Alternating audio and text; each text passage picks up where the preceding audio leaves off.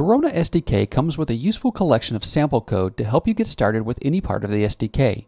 Whether you want to work with physics, networking, interface, or just getting started, there are tons of samples to choose from. This video shows the Compose Email SMS sample code in action. The project is located within the sample code networking folder that comes with Corona SDK's download. In this sample, you learn how to create a simple interface that lets you either compose an email or an SMS message to share your game score with others. The sample code will run in Corona Simulator, but the email and SMS features are not available, so we'll build and run the code on the device. The code itself is very straightforward.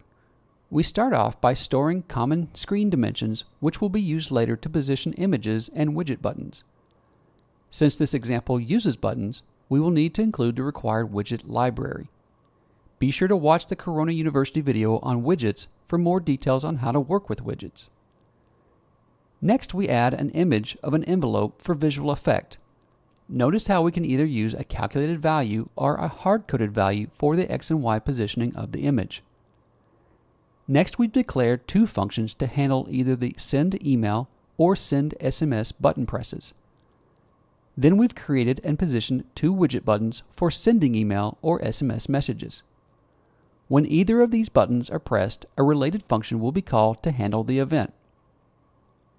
Looking at the onSendEmail function, we can see that to send an email, we need to populate a Lua table called options with values like to, subject, and body. In this example, we even access the local file system to retrieve image files to be included as attachments to the email. Once the options are set, we can call native.showPopup and pass in the string value mail and the options table as parameters. Once we press send on the native dialog, our email will be sent. If we press the send SMS button, the onSendSMS function works in a very similar manner. We populate our options table with our to and body values, and then we call native.showPopup just as before, except this time we pass in the string value SMS instead of email along with our options table. If we press send on the native dialog, an SMS message will be sent to the recipient. As you can see, this example could be modified to include simple sharing in an app or integrated with more complex app features. Sample code included with Corona SDK's download is very easy to read, and you can even copy and paste some or all of it into your own projects.